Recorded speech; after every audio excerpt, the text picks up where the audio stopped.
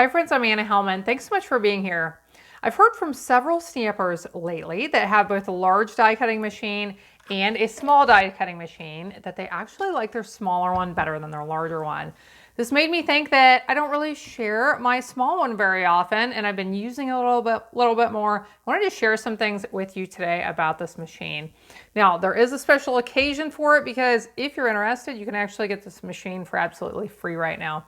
But I want to share some things with you before we talk about that. And then if you're interested, you can stick around for the end to hear all about it. But if you don't have a cut and emboss machine yet, the mini one is a perfect way to step into being able to add some of those amazing die cut and emboss details to your projects.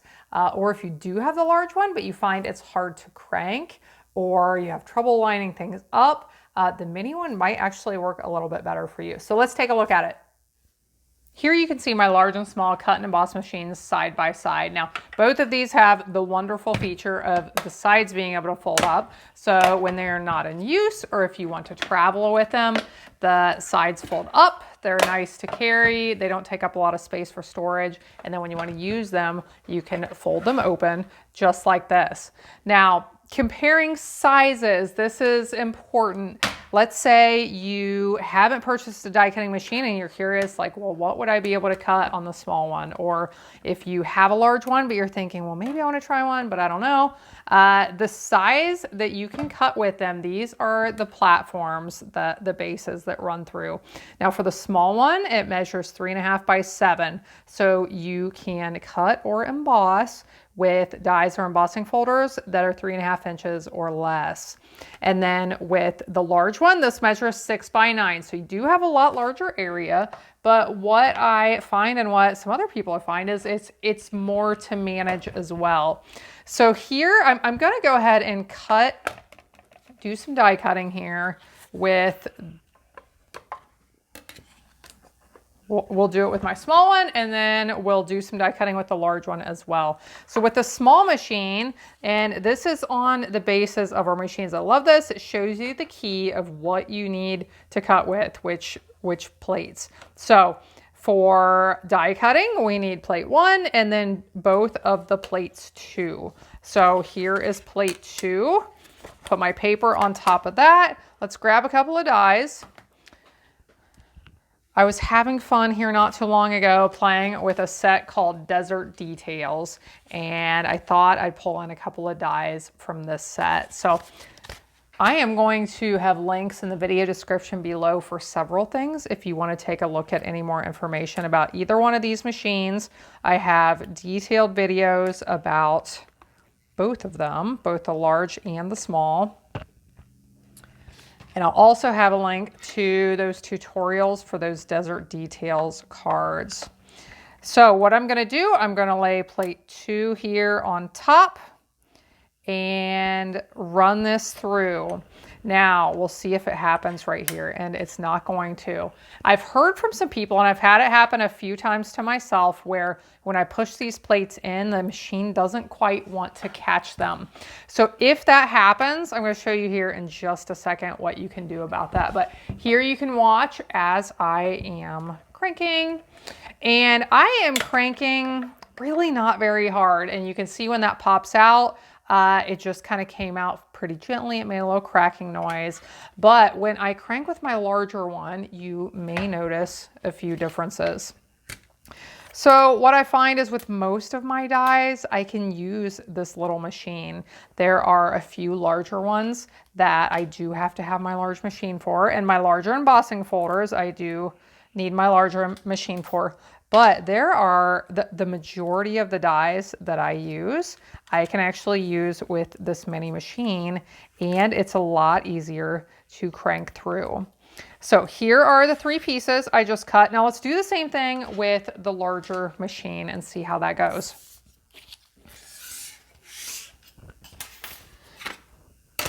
So I love, love, love my larger machine. I would never, ever give it up.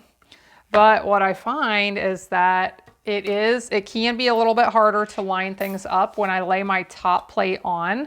A lot of times things shift around a little bit more with this big machine than they do with the little one. So I'm going to lay this on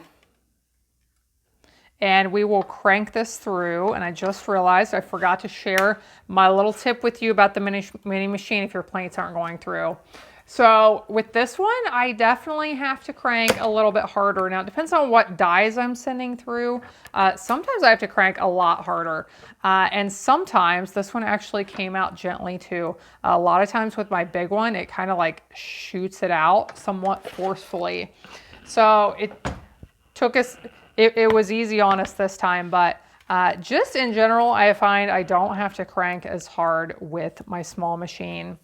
So let's pop these out of here, and then I want to show you that tip with that small machine and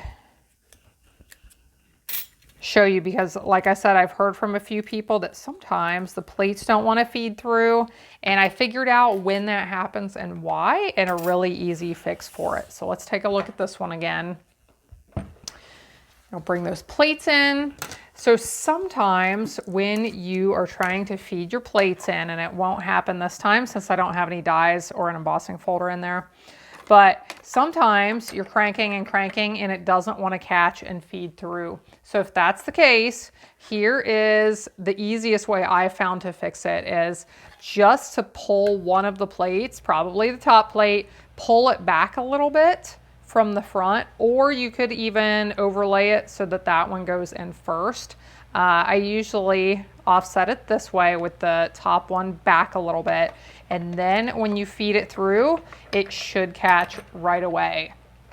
So I talked about embossing folders that you can use with a small machine. Here are a few examples of those mini ones that can feed through. Here's one. I was playing around with a fun technique here not too long ago during my team meeting with my Stampin' Up! Team members, and created this with some ink and some markers, and that it was a lot of fun. So with these smaller ones, the smaller ones will fit through. Like I said, anything 3.5 inches or less. So I mentioned that if you're interested, you can actually get one of these for free right now. So let me explain that to you, and I'm going to flip my camera around so I can talk about that. So right now and through the end of February, you can get either our regular white mini machine or the new boho blue one. This is a limited time offer.